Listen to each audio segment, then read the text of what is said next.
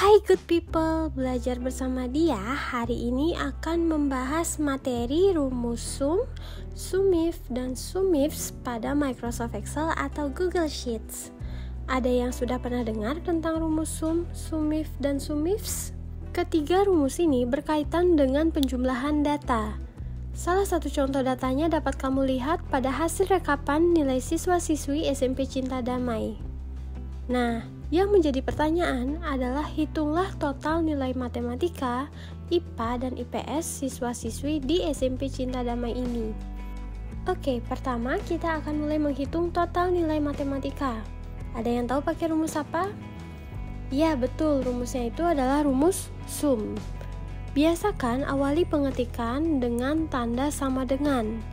Nah, tanpa tanda sama dengan ini, Microsoft Excel atau Google Sheets akan memperlakukan isi sel itu sebagai teks biasa, meskipun di dalamnya terdapat angka atau operator matematika lainnya. Nah, kira-kira kalau menghitung total nilai IPA, pakai rumus apa ya? Ya, betul, pakai rumus sum juga. Namun, sel yang dicantumkan di sini berbeda, yaitu sel C2 hingga sel C5. Sekarang, bagaimana caramu menghitung total nilai IPS? Silahkan pause video ini dan coba jawab sendiri. Jika sudah yakin jawabannya, kamu bisa lanjut nonton video ini hingga selesai. Rumus yang digunakan untuk menghitung total nilai IPS adalah sama dengan sum, kurung buka, D2, tanda bagi, D5, kurung tutup. Apakah jawabanmu sudah benar? Oke, jika sudah, berarti kamu sudah tahu bahwa fungsi rumus sum adalah menjumlahkan angka pada suatu sel. Selanjutnya, coba kita tambahkan jenis kelamin pada tabel yang sama dan ganti pertanyaannya menjadi berapakah total nilai matematika pada siswa yang berjenis kelamin laki-laki? Nah, kali ini karena kita berfokus pada nilai matematika siswa yang berjenis kelamin laki-laki, maka dari itu rumus yang cocok digunakan adalah sumif. Pada rumus sumif, blok jenis kelamin 4 siswa tersebut dari sel E2 hingga sel E5. Lalu masukkan kategori spesifik jenis kelamin yang diminta, yaitu laki-laki. Nah, jangan lupa tambahkan tanda petiknya juga. Kemudian, kita masukkan nilai matematika yang terdapat pada sel B2 hingga B5. Nah, dari sini kita bisa tahu bahwa fungsi rumus sumif adalah untuk menjumlahkan sel yang memenuhi satu kriteria. Oke, selanjutnya kita akan menambahkan kelas pada kolom F. Kita ganti lagi pertanyaannya menjadi berapakah total nilai matematika pada siswa yang berjenis kelamin laki-laki di kelas 7A? Kira-kira rumus apa yang akan kamu gunakan? Ya, benar, rumus sumifs. Alasan penggunaan rumus sumifs adalah karena terdapat dua kriteria pada soal, yaitu laki-laki dan kelas 7A.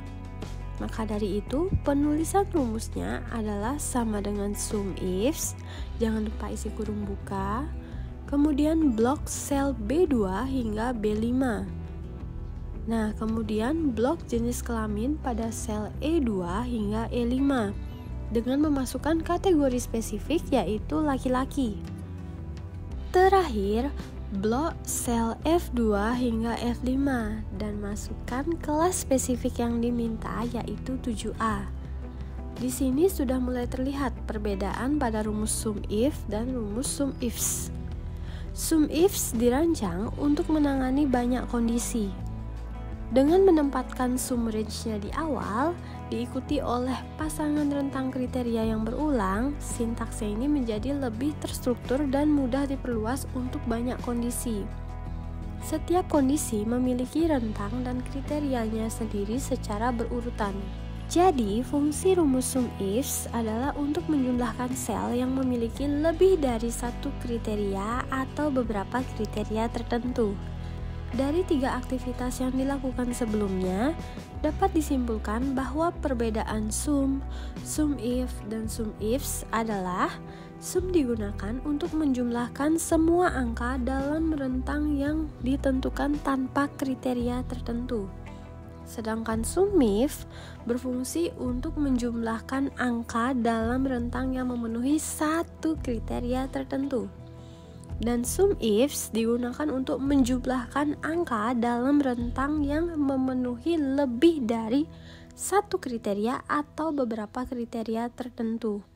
Semoga informasi ini dapat bermanfaat bagi kamu dan jangan lupa like, komen, dan subscribe channel ini. Terima kasih.